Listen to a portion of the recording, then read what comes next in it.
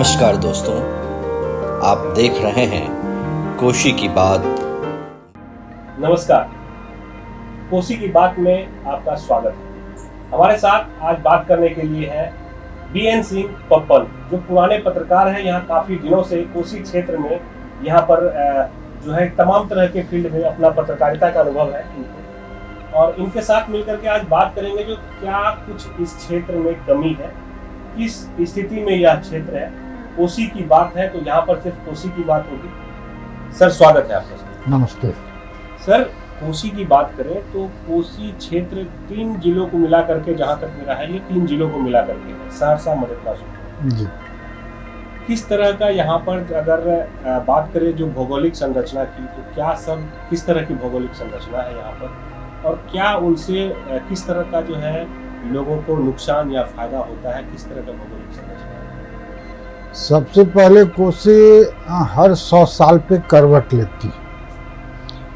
पहले कोशी आपको पूर्णिया डिस्ट्रिक्ट में ही था, जो कि धीरे धीरे 1952 में सहरसा क्रॉस करते हुए और वहाँ एक बैरेज बनाया गया कोशी को बांधने के लिए। अभी पूर्वी कोशी तटबंध आपको वीरपुर से लेके कबीरपुर तक यानी कि कोपरिया तक है, ठीक है, जो कि हर एक साल बाढ़ आना तय है।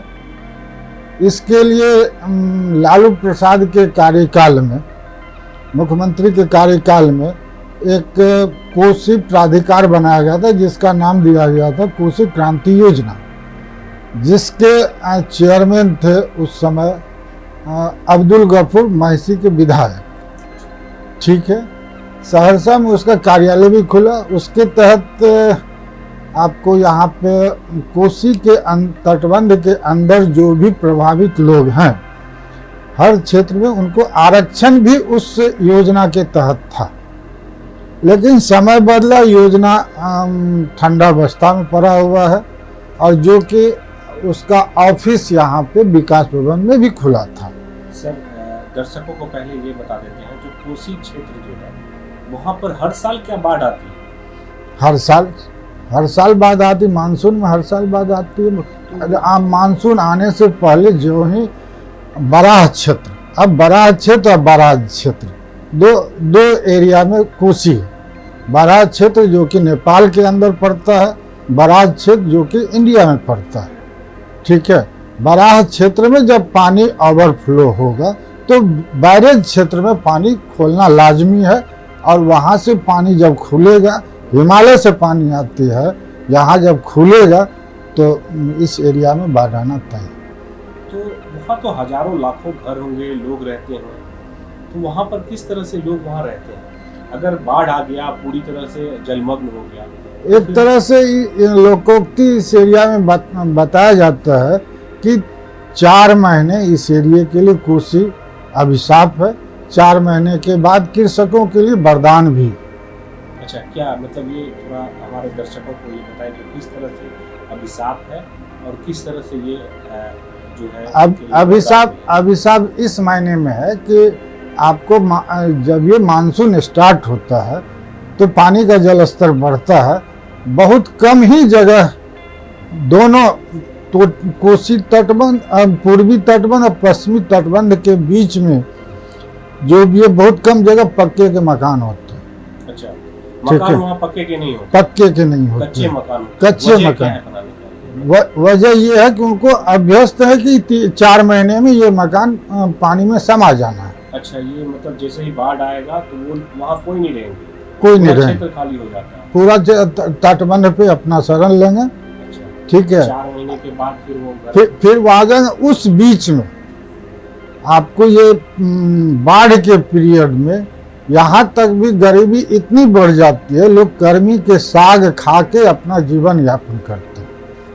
सरकार की आधार से क्या मतलब ये जलकर्मी जिसको, हाँ, जलकर्मी उसके साग को उबाल के लोग खाने की व्यवस्था नहीं होती। पूरे क्षेत्र में पानी रहता है कुछ, और यहाँ सरकार के मुलाजिम वहाँ तक पहुँचाने में नाकाम भी रहते हैं, जिसके लिए समय समय जिसके बाढ़ लिए तो हर साल आता है, हर साल आता है। कितना जाता है वो तो दिखता है जी। काफी जो लोग इफेक्टेड होते हैं वो दोबारा से जाकर के अपने नए जीवन का शुरुआत करते टोटल लगभग हमको जहाँ तक याद है कि बाढ़ से प्रभावित लगभग 11 से 12 लाख लोग होते हैं हैं। सहरसा, मधेपुरा, सुपौल एरिया में। अररिया का भी आता होगा। नहीं, ये पूर्वी कोसी तटबंध और पश्चिमी के बीच की मैं बता रहा हूँ। उस साइड कुशहा त्रासदी के बाद तो अररिया, फारबिसगंज इस एरिया में भी है। तो जैसे वहाँ पर लोग हर साल वहाँ से विस्थापित होते हैं और फिर दोबारा से जाके वहाँ पर नए जीवन की शुरुआत करते हैं। काफी दिक्कत होता है। सही बोले आपने। जो कि अभिशाप का तो मैं बता दिया, वरदान किस रूप में। वरदान ये है कि वहाँ 4 महीने के बाद नया मिट्टी जो आता है, अच्छा, वो बाढ़ जो अपने साथ मिट्टी जो लेके आती है उसमें उपजाऊ काफी होता है। जिस तरह मक्का, गेहूं, इसका फसल काफी मात्रा में वहाँ के लोग उपजाते हैं, जो कि कोसी ही नहीं, आपको कोसी के अलावे बंगाल तक यहाँ का मक्का जाता है। और साइड एरिया में जहाँ पानी जल जमाव है और मखान इंटरनेशनल लेवल में यहाँ से जाता है। मखाना की खेती तो यहाँ पर कोसी भी एक वजह है क्या? जी, मतलब जो मखाना बिल्कुल बिल्कुल बिल्कुल। मतलब ये हमको लगता है कि पूरे इंडिया में मखाना का खेती कोसी एरिया में ही सबसे अधिक होता है। अच्छा, ये एक वरदान में ये जुट जाते हैं। जी जी जी। तो हर साल जो वहाँ पर जो लोग रहते हैं वो बाढ़ से पहले चले जाते हैं। बाढ़ आने से पहले वहाँ के लोगों को इतना तजुर्बा हो गया है कि लाल पानी आता है। ठीक है, लाल पानी देखते ही लोग अपने को मन बना लेते हैं कि अब पानी का जलस्तर बढ़ेगा, तो वो वहाँ से वो अपना से शिफ्ट होके सबसे वहाँ क्षति होती है। तो मवेशी बहुत दिक्कत, उसके जहाँ किसान रह रहे हैं मवेशी भी है। और सबसे कोसी तटबंध में एक कारू बाबा स्थान है जहाँ की मवेशी को लेके माना जा रहा है कि वहाँ का जल अगर थोड़ा सा भी मवेशी पे छीट दिया, कितनों बीमार होते हैं, मवेशी कितना भी बीमार रहे वो ठीक हो जाते हैं। और उस एरिया में मवेशी को अधिक लोग रखते हैं।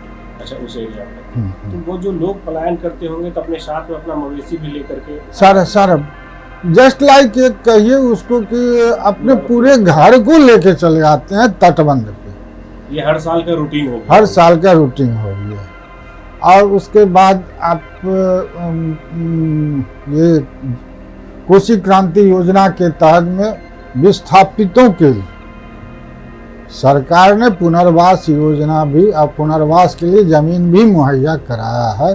कुछ लोग पुनर्वास में रहते हैं, लेकिन अधिकांश जिनका सैकड़ों एकड़ जमीन वो अपने खेत तटबंध के अंदर है, तो उसको बचाव के लिए पुनर्वास में बस पानी के सीजन में ही आते हैं। उसके बाद काफी वर्षों से यहाँ पर देख रहे हैं, पत्रकारिता में है जी। तो ये भी देखे होंगे कि सर हर साल वहाँ से हटना और फिर दोबारा जाके अपने नए जीवन की शुरुआत करना, आर्थिक स्थिति इसमें तो काफी दयनीय हो जाती है। बहुत दयनीय है, जिसके कारण अपराध बढ़ता है। कोसी के अंदर जब 2 मार वहाँ के लोग झेलते हैं, एक तो बाढ़ का मार झेलते हैं, दूसरा जब बाढ़ का पानी घट जाता है तो उस समय जलकर के लिए बारूदी गंध वहाँ से निकलती है। इतने मठाधीश के रहता है कि ये जलकर मेरा होगा तो मेरा होगा।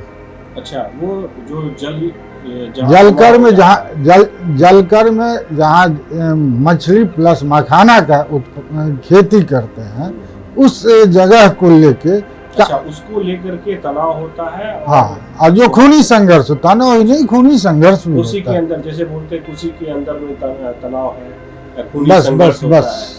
तो वजह यही है जो मतलब जल करके वहाँ से मखाना और मछली का, जिसके आपको इससे पहले मैंने कहा ना कि 2 मार वहाँ के लोग झेलते हैं, एक तो बाढ़ के, दूसरे अपराधियों के।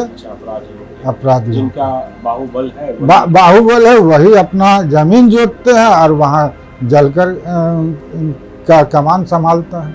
ऐसे में जो कमजोर तबका है, कमजोर लोग हैं, वो पलायन भी करते हैं बाहर बिल्कुल मजदूरी के लिए। बिल्कुल बिल्कुल बिल्कुल बिल्कुल बिल्कुल। मौसम जो ही जिस तरह पंजाब में हो या हरियाणा में हो, लोग यहाँ से पलायन सीजन में करते हैं। और यहाँ कुछ ऐसे गांव हैं जहाँ की आपको मर्द बहुत कम ही मिलेंगे। अच्छा, वो क्यों, मतलब है ही नहीं या बाहर चले गए? वहाँ कमाने के लिए आखिर परिवार कैसे चलाएगा?